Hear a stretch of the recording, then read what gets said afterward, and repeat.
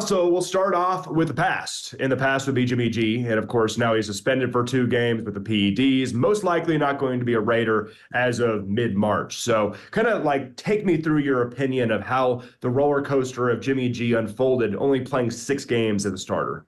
Well, certainly things didn't work out with Jimmy G and the Raiders, and there were multiple reasons for that. I mean, you can go back to even him just signing the contract with the team, right? Like that was something that became more complicated, I think, than anybody really anticipated, and frankly, probably more than it needed to be. So that was one thing. And then you get into the season, and he probably wasn't 100% once he started out there, but he wasn't playing effectively. And, there were multiple reasons for that. I think we all understand that. The thing that you've heard about Garoppolo, though, is that he's a first-class teammate and that he was one of the first guys to support anybody. So, I mean, heard that from him being in San Francisco and then also in Las Vegas. So that's a good thing. But I think when you look at the totality of what Garoppolo's done as a quarterback for the Raiders, there's no doubt that they need to start fresh at QB when it comes to him not being there. Like there's no real good reason for Jimmy Garoppolo to continue as a backup on the team if there is another place where he could go and potentially be a starter.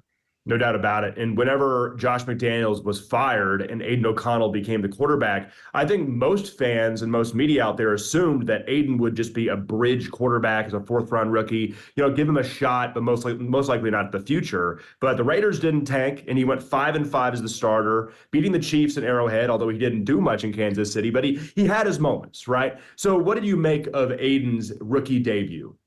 I thought he did well in what he was asked to do. And there's you can't ask a rookie quarterback to do too much in certain situations. I mean, it's not like he was playing with the 49ers level of talent on offense, right? Where you see a Brock Purdy come in there and he kind of shocks the world and he's able to deliver that team to the NFC Championship game as a rookie. Like that was never really going to happen with Aiden O'Connell. And I think there were games where he had some positive moments and some positive throws, but I mean, you look at that Chiefs game where they won, and the defense was excellent in that game, and Aiden O'Connell wasn't completing passes at all, right, after the first quarter. So that's where you look at it and you say, all right, there's something here with the team, and there might be something there with Aiden O'Connell down the road. But I think if you're going into 2024 and Aiden O'Connell is your top option at quarterback, then you probably haven't done enough over the course of the offseason, right? Like that's got to change, whether it is through the NFL draft, whether it's through free agency, whether it's through a trade. If you want to be competitive in 2024 and have a realistic shot at making the playoffs, whether that's through winning the division or getting a wild card spot, you got to do better than Aiden O'Connell as the starting quarterback. That's at least what I think at this point. Yeah, you got to bring in some competition at the very least, right? And before we get into the options of what the Raiders can do in the offseason, when you look at this team in totality, under Antonio Pierce, the defense was among the best in the league. Offense had its moments, but Aiden O'Connell wasn't necessarily lighting up the world. So whenever you look at this quarterback situation for the Raiders, how important do you think it is for the Raiders to finally get this right, given the pieces they have around him with Devontae Adams, with a Josh Jacobs possibly coming back, Max Crosby, and the defense being loaded? Yeah, I think it's critically important, right? And you look at the division that the Raiders are in, well, you've got stability at 2 teams with the quarterbacks, right? Obviously, you got the best player in the league in Patrick Mahomes, Kansas City. And then also you have Justin Herbert, who, I mean, based on Jim Harbaugh's track record, Justin Herbert's going to get better with him as his head coach. So those are things that you have to look at and say, well, how are we going to compete? But also, if you look at the AFC as a whole, I mean, you've got talented QBs all over the place, right? Josh Allen hasn't been able to get past the divisional round the last few years, but he's as talented as they come. Joe Burrow, he's going to be back healthy. Lamar Jackson coming off this second MVP award. So if you're going to compete in the AFC, you got to be able to get the quarterback position right. And this is the year to do it, because there are options. Whether or not Kirk Cousins and Baker Mayfield actually hit the open market, there are still options out there, okay? Whether it is just a Justin Fields potentially, or this is supposed to be a deep draft of quarterbacks as well. So again, if you're looking for a QB, this is the time to do it. And I think that is why it behooves the Raiders to do something at that position. Before we get to the draft, I want to talk about Justin Fields, because I believe that before the Raiders hired Luke Getsy, I think a lot of people had their eyes on a Fields to Las Vegas trade, and then that lost some steam because of Getsy coming to Vegas. What do you make of that situation? How realistic do you think it is that Justin Fields could be in a Raiders uniform? Well, I think it's realistic to think that Justin Fields will be somewhere other than Chicago in 2024. And, people have gone back and forth thinking, well, do you want to kind of give up on Justin Fields? And, is that the right move? And I generally feel like if you can say that one of these two guys that are expected to be at the top of the draft, and Caleb Williams, Drake May, if you get a feel that they are one of these talents that can elevate your franchise to new heights, then that's exactly what you do. You draft one of those guys and you say, thank you, Justin Fields. We appreciate you, but we're moving forward in a different direction. So whether it's the Raiders, and Luke Getsy can give them as good a scouting report as anybody in the league because he has been around Justin Fields for the last couple of years, whether it's the Atlanta Falcons, whether it's the Pittsburgh Steelers. I think that Fields will be elsewhere in 2024. So it's not necessarily that, some of the steam has been taken out of it. I understand that, but I think that if you have somebody in Luke Getsy who understands how Justin Fields operates, what you would at least have is that advantage of him not learning a new system and not learning a new play caller if he is the guy to come in. So it's interesting, man. I mean, I don't know exactly the way that Justin Fields and Luke Getsy are together. But if they are good, if their relationship is strong, that would be something that makes a lot of sense in my mind. Yeah, you think there's like two sides of the coin where there's familiarity. However, in Chicago, Getsy could never really get the most out of Fields. So it would almost be replicating a situation where we've seen it already fail before, but sure, I guess time will tell. However, the big news right now for the Raiders and through Raider Nation is the idea of trading up in the draft. Now, they're all the way at pick 13. And this draft, more than any, it's going to be very difficult to get inside those top 5 picks, especially the top 3. Mm-hmm. So do you see a trade up not even really being for a Caleb Williams or a Drake May, but maybe more so just to secure J.J. McCarthy or somebody? How do you see the trade up commotion going? Yeah, I mean, if you're going to trade up, you're not going to get to 1 or 2. I think that we all understand that, at least in my mind, Chicago is picking 1 and Washington is going to pick at number 2. And, it's like when Joe Burrow came out, right? And the Dolphins were reportedly really, really trying to get up to number 1 overall because they wanted Joe Burrow. But the Bengals needed Joe Burrow, and they got Joe Burrow, and he has elevated that franchise. And so that's why I'm saying, if you're Chicago and that's the kind of evaluation you would place on Caleb Williams, why in the world would you go elsewhere? That player is the most important player in your franchise.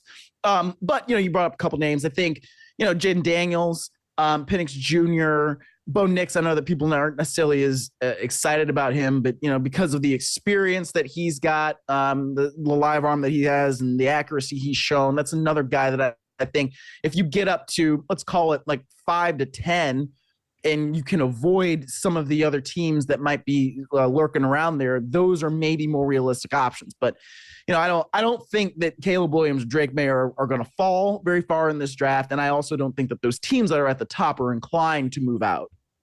Gotcha. Yeah, the Raiders are in a tricky spot too, because sitting right there in front of them at 12 is their division rival with the Broncos, who might also be in the market to draft a quarterback, and considering Russell Wilson most likely won't be back. Yep. But I know it's very early on in the offseason. The Super Bowl was just a week ago. We're a week away from the NFL draft combine. But whenever you get like an early tell on this quarterback situation for the Raiders, do you think it makes more sense for this team to be going through free agency or possibly a trade, or be drafting a young stud, and why? It's a tough question. I mean, I would generally think that if you're going to get after a quarterback and you believe in the guy that you can draft in the first round, then do that. And maybe you do want some sort of veteran bridge presence that can help you get to where that guy needs to go. But if it's not out of the question either that the Raiders can stay at 13 and draft somebody, right? And I think if you stay at 13 and you draft a guy that you believe in, and then you have somebody else that can come in as a veteran and be the guy that, starts for the first couple weeks of the season, whether it's like a Jacoby Brissett, for instance, that's somebody that can at least get you he can move the ball in a professional way as a quarterback, right? So that's a route that the Raiders could take. But when it comes to the contract situation, right, like that's something where I'm thinking, okay, I want to be able to build my team in such a fashion that the quarterback contract is not prohibitive to establishing other things or continuing to build in other places. So that's why I think the rookie quarterback route makes a lot of sense. And then, yeah, if you stick at 13 and that guy needs a little bit more seasoning just to come in and he can't be a day one starter, you can then go and get the bridge quarterback, somebody like a Brissett in there. And then that helps you out a little bit too, so that you're not overwhelming the guy from day one. Yeah, and it seems like the front runner for the quarterback coach job for the Raiders is Rich Scangarello, who, according to the news, has been working out with Caleb Williams. So that's just really piping up the fire among the rumors that they can pull off some historic draft trade. But just to put that to rest, in your mind, you think that first overall pick is locked in, and the Raiders, even if it was a historic package, most likely couldn't get up to the top 3 picks to get even Jaden Daniels, assuming the Patriots went quarterback. Yeah, I don't necessarily think that's going to happen. And like I just, when your franchise needs the guy to come in and be the guy, right, it doesn't matter what else you offer. And I guess I'm a little bit different on that way than some of the folks that I work with. They're old school. They say, oh, you got to build your team. You got to do this and that. But if you are scouting this quarterback, right, and it could be May, it could be Williams, it could be whoever, and you are so convinced that they are that dude, then you don't trade anything for it, because why would you? I mean, what is the value of Joe Burrow to Cincinnati, right? Where you're going to say, okay, eventually, yeah, we would take like 5 first-round picks. You don't do that, because that's the guy for your franchise. You know, I mean, it's the same thing with Patrick Mahomes. And granted, Mahomes was drafted at 10 overall and they traded up to get him and blah, blah, blah. But it's the same sort of thing. Like, he is so completely invaluable. And that's where I just think, man, you know, I don't see Chicago trading out of that, you know, that kind of opportunity. Because if you don't, right, say that you keep Justin Fields and you pay Justin Fields, because that's basically what they're going to have to do, then Caleb Williams goes on to wherever else, you know, they trade for, say he becomes a Raider, right? And he becomes this incredible quarterback for the Raiders. You know, he's dueling Patrick Mahomes. He does this and he does that. My God, can you imagine walking around in Chicago thinking, man, we passed on Caleb Williams, even though we had Justin Fields and we'd seen him for a few years. And we're kind of like, yeah, well, he might still turn into something and he might not, but we're not sure. But we're going to pass on this guy at the top of the draft when we got this extra pick from, you know, from getting it from the Panthers, who are awful. Like, this is, I don't see them doing that. That to me is more, I don't know, arduous a path than it is to trade Fields. And maybe he becomes great, maybe he doesn't. Yeah, well, we still got a few months to go till the draft, so who knows? We could be sitting here in late April and be saying, oh, yeah, Bo Nix is actually a top 10 pick now. True. You know, you just never know, so we'll see how it plays out. But I got a couple Las Vegas-based questions that are not even so much about the quarterback position that I wanted to ask you about with the Raiders. Sure. So, obviously, the Raiders got to town in 2020, right? And that was their debut season with nobody in the seats. It feels, especially being here, now coming off the Super Bowl being here as well, that Las Vegas and the Raiders, they're really trying to grasp the locals more here and become really the city's team and not a tourist team.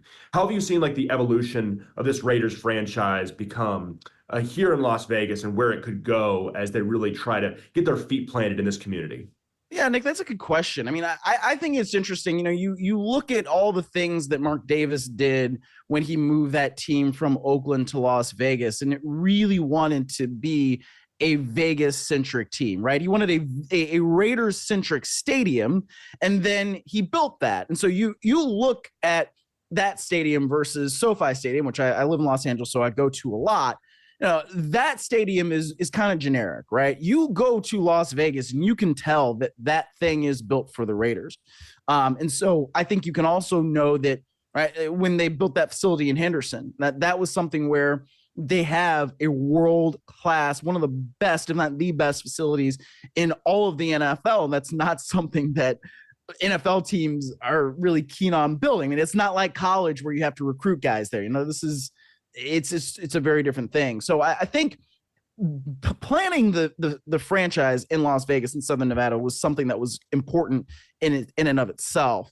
But then over the last few years, I think you can see that the Raiders want to be a part of the fabric of the community. And again, I mean, I follow this from afar, and I've lived in Las Vegas briefly for a time, so there's limited knowledge there. But I think the way that they have ingrained themselves into the community is something that's very invaluable. And so, yeah, you're still going to get people coming to Raiders games from Los Angeles, from the Bay Area, because the Raiders are a global brand. There was one time, I think last year, we were in Florida for the league meetings. A guy comes up to pick me up in an Uber and is totally decked out in Raiders stuff. I'm talking Raiders floor mats, Raiders decals on the back of his car. So that's where you know that it's not just Las Vegas's team. However, it is a team that is now planted firmly in Southern Nevada and in Las Vegas. And I think that that's a good thing for that franchise. And you were here for the Super Bowl, and that was the first ever held in Las Vegas. What was your impression of the first Super Bowl in Las Vegas and why it can be here to stay? I thought it was awesome. And, one of the things that I'm concerned about as a reporter is, okay, how far do I have to walk? Right? Do I need to get in an Uber to go to different places? Is where I'm staying convenient for everything that I need to do for my job throughout the weekend. I mean, it was awesome. It couldn't have been better because everything is right there on the strip. Now, traffic on Saturday night especially was about as awful as it gets, which is fine.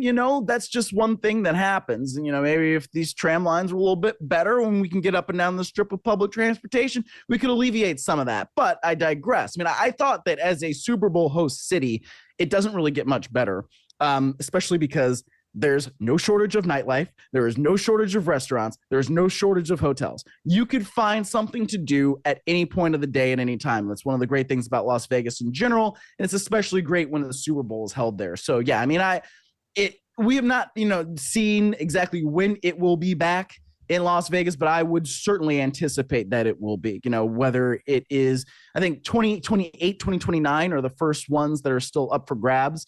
When it comes to the Super Bowl, I know Atlanta's going to be in that mix. I would expect Nashville to be in that mix once their stadium is open. Los Angeles is going to host another one that's already been announced. But yeah, Vegas is going to be a part of this because it was such a great event and such a great week. Awesome. Okay, and I got a quickie for you. One thing on the quarterbacks, right? I know it's early on in the mock draft season, right? But of all these quarterbacks in the draft that are at least realistic for the Raiders, is there one that kind of screams being a Raider that might be a fit for this team under Antonio Pierce? That's a good question. I would probably say Daniels, Jane Daniels, a LSU quarterback. I mean, he is the one that to me is a little bit more realistic, and B, I think he just has that attitude where, he's not going to be denied certain things. You watch games of his and he's just kind of got that attitude, that tenacity where it's like, yeah, I'm just going to go do this. And that's, I think when Antonio Pierce talks about being a Raider and what it means to be a Raider and all this stuff, he gets it a lot. And there is something a little bit different about being a Raider versus being like, I don't know, a Jacksonville Jaguar, right? And I think that that's a good thing. And the more the Raiders embrace that kind of identity, that makes a lot of sense. So that would be my answer. I mean, and I don't study these college guys that extensively coming out until like kind of now and into the draft because look, I mean, as you put it, the Super Bowl just ended a week ago, so I haven't dove into it as much as I would like to, but yeah, that's the one that I think stands out. Yeah, and Jaden Daniels did play at Arizona State whenever Antonio Pierce was coaching there as well. So, if the Raiders can get high enough, we'll see what happens. But something tells me that top three this year is going to be quarterback. So unless the Patriots trade back, but we'll see. But hey, Myles, I really appreciate your time, okay? Absolutely.